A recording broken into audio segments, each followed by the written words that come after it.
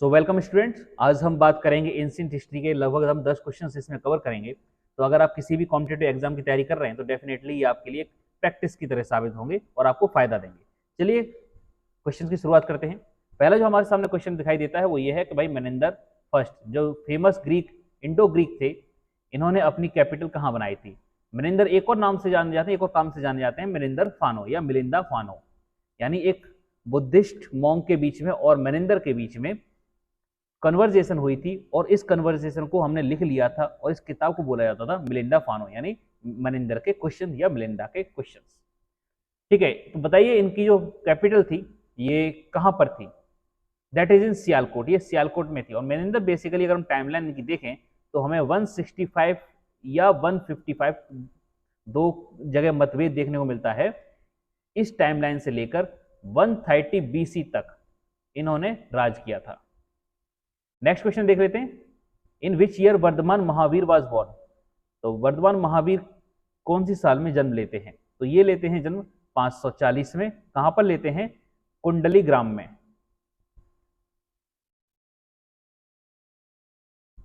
कुंडली ग्राम ये कहां हमको देखने को मिलता है? ये हमें बिहार में देखने को मिलता है। चलिए नेक्स्ट क्वेश्चन की बात करते हैं। The earliest evidence of domestication of animal, जो कि हमें आदमगढ़ में इसके एविडेंस देखने को मिले थे। तो ये बताइए आदमगढ़ कहां पर है, कौन से स्टेट में है। तो ये हमारा सही आंसर होगा मध्य प्रदेश। आदमगढ़ हमें मध्य प्रदेश में देखने को मिलेगा। एक डिस्ट्रिक्ट है दैट इज होशंगाबाद। ठीक है, होशंगाबाद डिस्ट्रिक्ट में हमको देखने को मिलता है।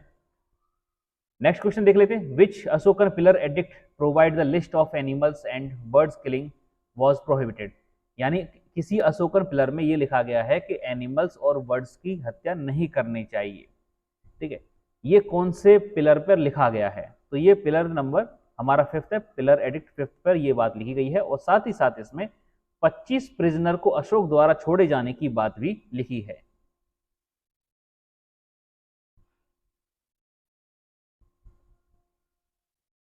ठीक है, 25 प्रिजनर को यहां से अशोक ने छोड़ दिया था, ये भी बात लिखी है। नेक्स्ट क्वेश्चन देख लेते हैं।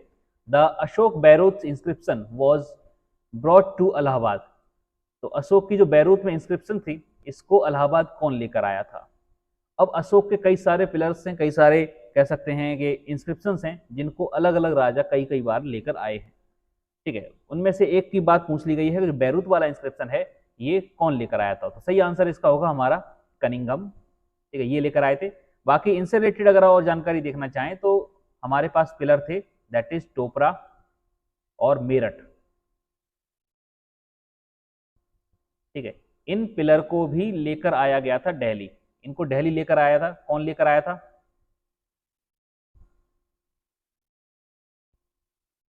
ठीक है, brought to Delhi that is Firoz Shah Tughlaq.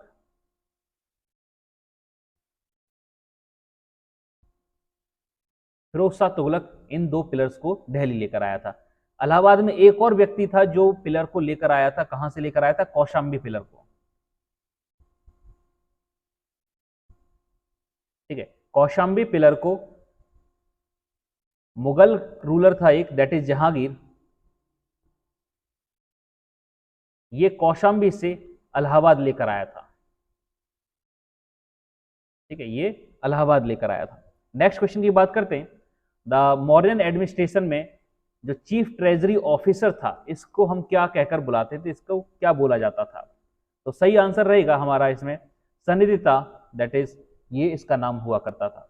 हालांकि मॉडर्न एडमिनिस्ट्रेशन में कई सारे ऑफिसर हैं, एक बार उनकी ये लिस्ट है, वीडियो को पॉज करके एक बार पढ़ लीजिएगा और याद कर लीजिएगा।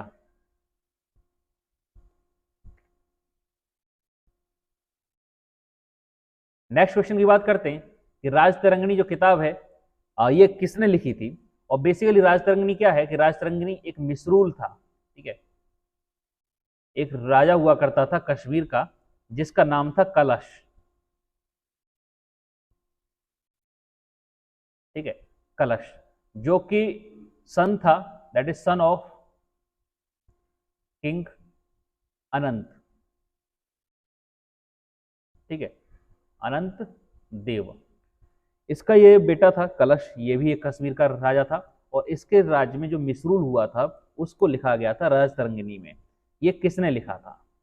That is written by Kalhan. और राजतरंगिणी का पहला ये संस्करण है, इसके बाद दूसरा संस्करण और तीसरा संस्करण भी आगे चल के निकलता है। चलिए नेक्स्ट बात करते हैं, नकोडा एट राजस्थान जो बहुत फेमस है मिरेकल्स के लिए विद द नेम नकोडा जी, ये किस भगवान को समर्पित है? ठीक है, ये किस भगवान को समर्पित है? ये बेसिकली पार्श्वनाथ को समर्पित है। और पार्श्वनाथ कौन थे? 23rd तीर्थंकर थे।